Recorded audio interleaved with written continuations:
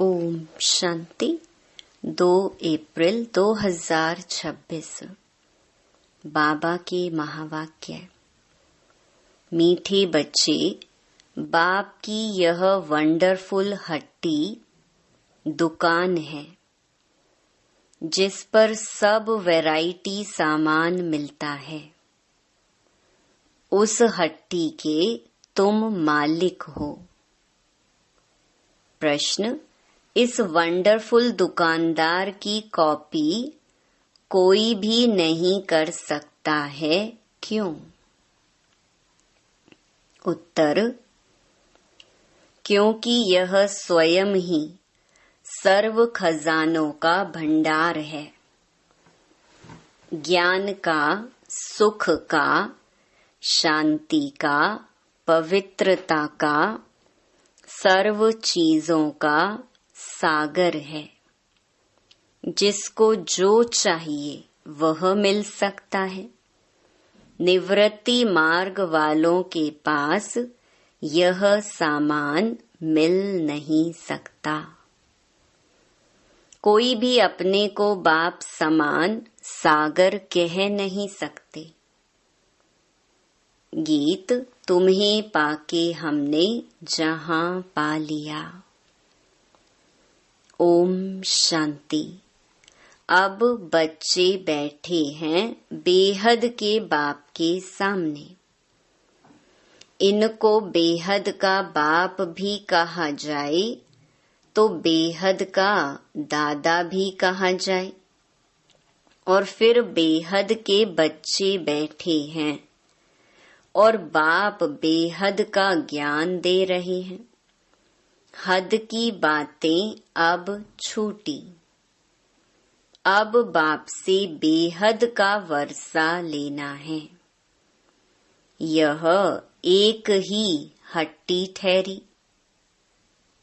मनुष्यों को पता नहीं है कि हम क्या चाहते हैं। बेहद के बाप की हट्टी तो बहुत बड़ी है। उनको कहा जाता है सुख का सागर, पवित्रता का सागर, आनंद का सागर, ज्ञान का सागर। कोई दुकानदार होता है तो उनके पास बहुत वैरायटी होती है। तो यह है बेहद का बाप। इनके पास भी वैरायटी सामान है। क्या क्या है? बाबा ज्ञान का सागर है, सुख का, शांति का सागर है। उनके पास यह वंडरफुल अलौकिक सामान है। फिर गाया भी जाता है सुख करता। यह एक ही दुकान ठहरी और तो कोई का ऐसा दुकान है नहीं।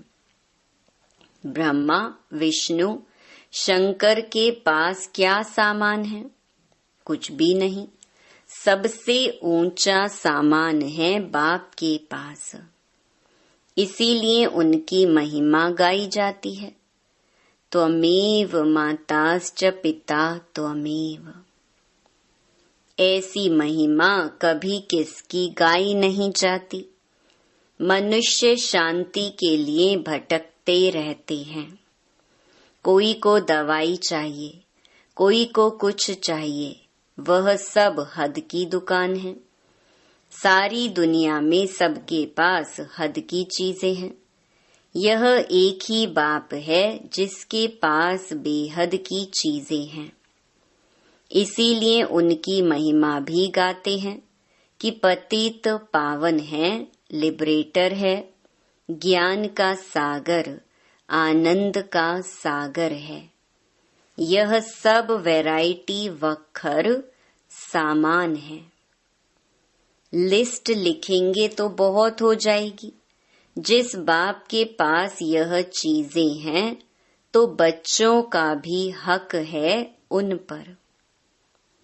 परंतु यह किसकी बुद्धि में नहीं आता कि जब ऐसे बाप के हम बच्चे हैं तो बाप की चीजों के हम मालिक होने चाहिए। बाप आते भी हैं भारत में। बाप के पास जो सब चीजें हैं वे जरूर ले आएंगे। उनके पास लेने के लिए तो जा नहीं सकते। बाप कहते हैं मुझे आना पड़ता है। कल्प कल्प कल्प के संगम पर मैं आकर तुमको सब चीजें दे जाता हूँ। हम जो तुमको वक्खर देता हूँ वह फिर कभी नहीं मिल सकता। आधा कल्प के लिए तुम्हारे भंडारे भर जाते हैं। ऐसी कोई अप्राप्त वस्तु नहीं रहती जिसके लिए पुकारना पड़े। ड्रामा प्लान अनुसार तुम सब वर्षा लेकर फिर धीरे धीरे सीढ़ी उतरते हो। पुनर्जन्म भी जरूर लेना पड़े। 84 जन्म भी लेना है। 84 का चक्कर कहते हैं परंतु अर्थ नहीं समझते। 84 के बदले 84 लाख जन्म कह देते हैं। माया भूल करा देती है। यह अभी तुम समझते हो, फिर तो यह सब भूल जाएंगे। इस समय वक्खर लेते हैं, सतयुग में राजाई करते हैं, परंतु उन्हों को यह पता नहीं रहता कि यह राजाई हमको किसने दी। लक्ष्मी नारायण का राज्य कब था? स्वर्ग के सुख गाए भी जाते हैं, सब किस्म के सुख देते हैं।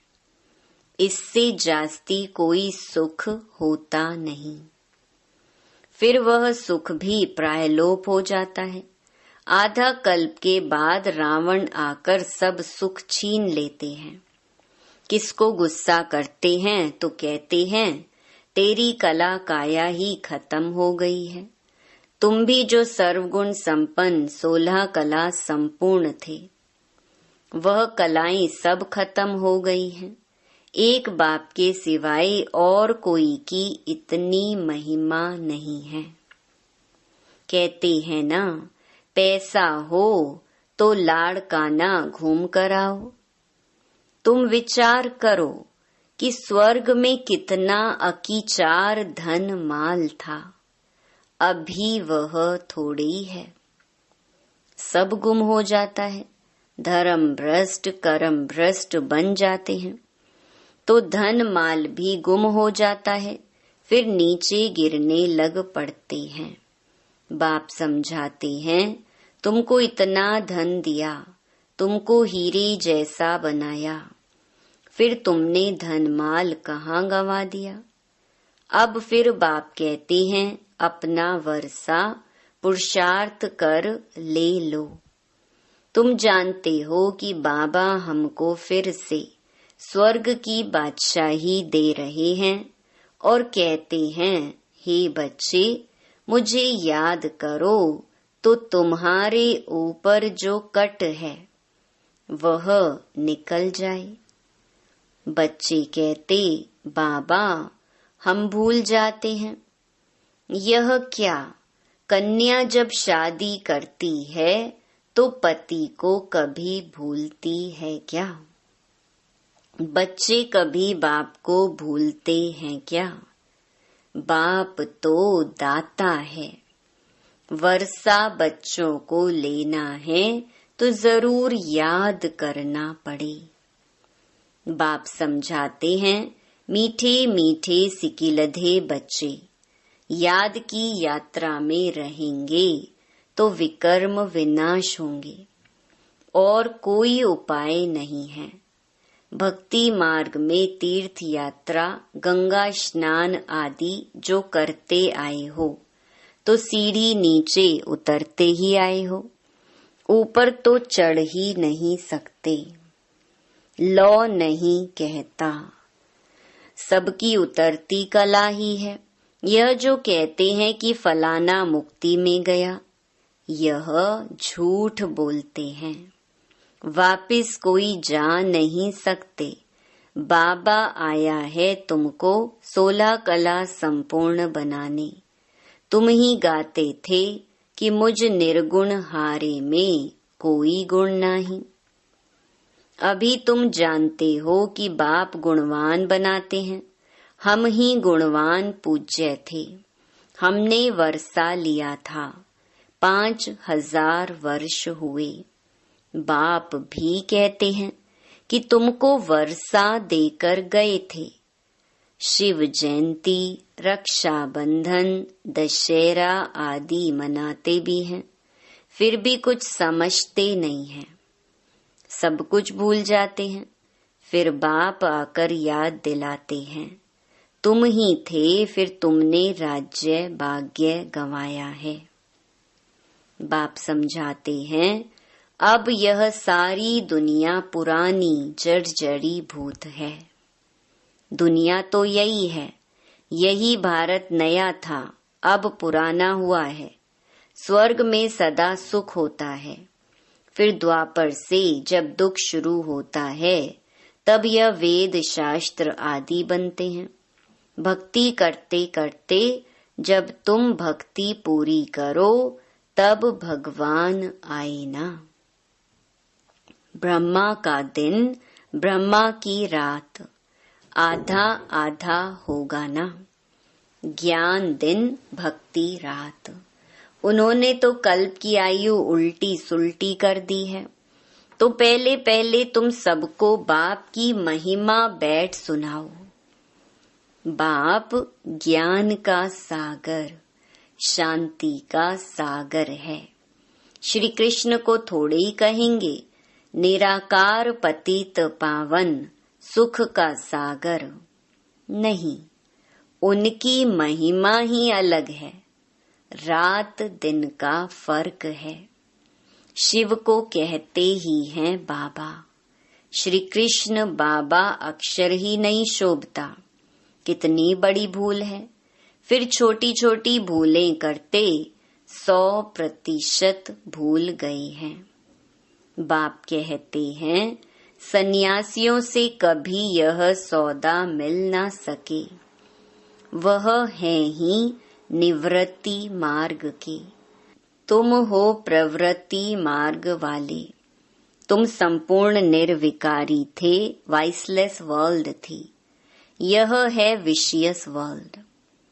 फिर कहते क्या सतयुग में बच्चे पैदा नहीं होते, वहां भी तो विकार था। अरे वह है ही संपूर्ण निर्विकारी दुनिया। संपूर्ण निर्विकारी फिर विकारी हो कैसे सकते। फिर सतयुग में सब इतने मनुष्य हो, यह कैसे हो सकता। वहां इतने मनुष्य थोड़े ही होते हैं, भारत के सिवाय और कोई खंड नहीं होंगे। वह कहते भी हैं हम मान नहीं सकते, दुनिया तो सदैव भरी हुई रहती है, कुछ भी समझते नहीं। बाप समझाते हैं कि भारत गोल्डन एज था, अब तो आयरन एज पत्थर बुद्धि है। अब तुम बच्चों ने ड्रामा को समझ लिया है। गांधी आदि सब राम राज्य चाहते थे, परंतु दिखाते हैं कि महाभारत लड़ाई लगी, बस फिर खेल खत्म। फिर क्या हुआ, कुछ भी दिखाया नहीं है। बाप बैठ यह समझाते हैं यह तो बिल्कुल सहज है। शिव जयंती मनाते हैं तो जरूर शिव बाबा आते हैं, वह है हेवनली गॉड फादर, तो जरूर हेवन के गेट खोलने आएगा। आएंगे भी तब जब हेल होगा। हेवन के द्वार खोल हेल के बंद कर देंगे। हेवन के द्वार खुले तो जरूर सब हेवन में ही आएंगे। यह बातें कोई डिफिकल्ट नहीं है। महिमा सिर्फ एक बाप की है, शिव बाबा की एक ही हट्टी है, वह है बेहद का बाप। बेहद के बाप द्वारा भारत को स्वर्ग का सुख मिलता है। बेहद का बाप स्वर्ग स्थापन करता है। बरोबर बेहद का सुख था, फिर हम हेल में क्यों पड़े हैं, यह कोई भी नहीं जानते। बाप समझाते हैं कि तुम ही थे, फिर तुम ही गिरे हो।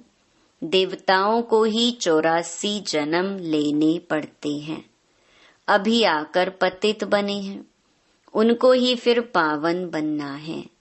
बाप का भी जन्म है तो रावण का भी जन्म होता है, यह किसको भी पता नहीं। कोई से भी पूछो तो रावण को कब से जलाते हो, कहेंगे वह तो अनादि चलता आता है। यह सब राज बाप समझाते हैं। उस बाप की एक ही हट्टी की महिमा है। सुख, शांति, पवित्रता मनुष्य से मनुष्य को नहीं मिल सकती।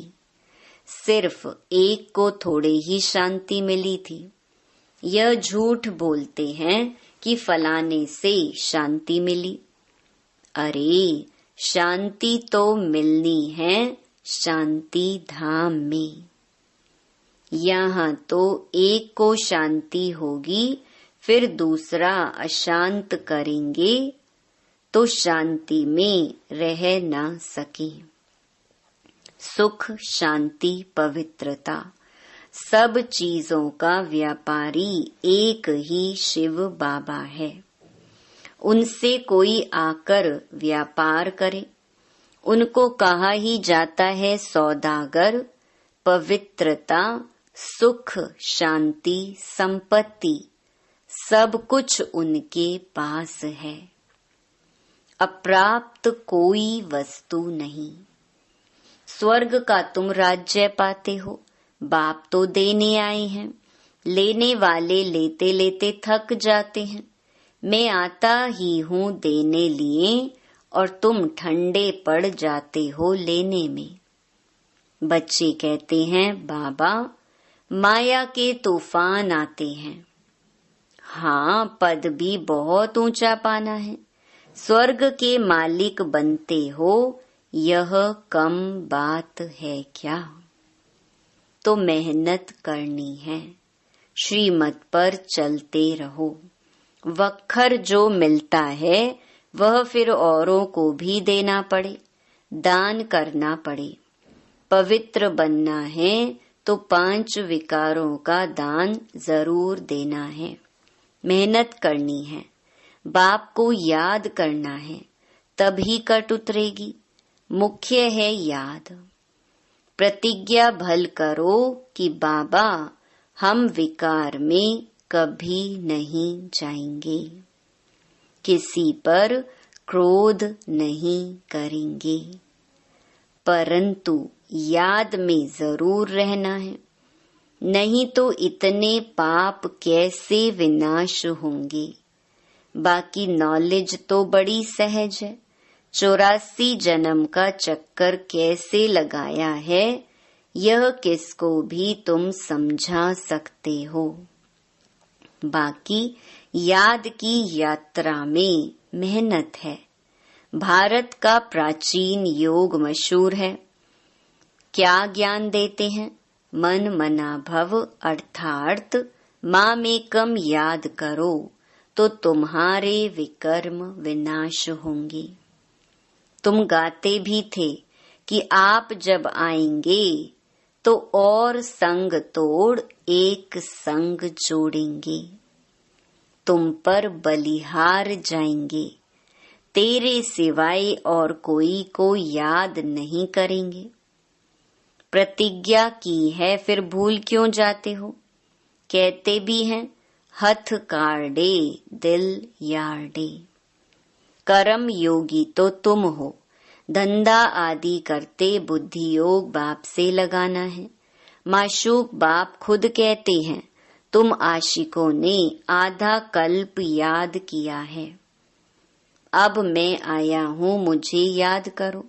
यह याद ही घड़ी घड़ी भूल जाते हैं। इसमें ही मेहनत है। कर्मातीत अवस्था हो जाए तो फिर यह शरीर ही छोड़ना पड़े। जब राजधानी स्थापन हो जाएगी तब तुम कर्मातीत अवस्था को पाएंगे। अभी तो सभी पुरुषार्थी हैं, सबसे जास्ती मम्मा बाबा याद करते हैं। सूक्ष्म वतन में भी वे देखने में आते हैं। बाप समझाते हैं, मैं जिसमें प्रवेश करता हूँ वह बहुत जन्म के अंत वाला जन्म है। वह भी पुरुषार्थ कर रहे हैं। कर्मातीत अवस्था में अभी कोई पहुँच नहीं सकते। कर्मातीत अवस्था आ जाए तो फिर यह शरीर रह नहीं सकता। बाबा तो बहुत अच्छी रीति समझाते हैं। अब समझने वालों की बुद्धि पर है। हेवनली गॉड फादर एक ही है, उनके पास ही ज्ञान का सारा वक्खर है। वही जादूगर है और कोई से सुख शांति पवित्रता का वर्षा मिल ना सके। बाप बहुत अच्छी रीति समझाते हैं। बच्चों को धारण कर और धारण कराना है। जितना धारणा करते हैं उतना वर्षा लेते हैं। दिन प्रतिदिन बहुत तरावटी माल मिलता है। लक्ष्मी नारायण देखो कितने मीठे हैं। उन जैसा मीठा बनना चाहिए। अच्छा, मीठे मीठे सिकिलधे बच्चों प्रति माता पिता बाप दादा का याद प्यार और गुड मॉर्निंग। रूहानी बाप की रूहानी बच्चों को नमस्ते। और कोई भी सत्संग में ऐसे कहते हैं क्या? यह हमारी बिल्कुल ही नई भाषा है जिसको स्पिरिचुअल नॉलेज कहा जाता है। अच्छा, धारणा के लिए मुख्य सार। पहला, बाप द्वारा जो सुख शांति पवित्रता का वक्खर मिला है वह सबको देना है। पहले विकारों का दान दे पवित्र बनना है, फिर अविनाशी ज्ञान धन का दान करना है।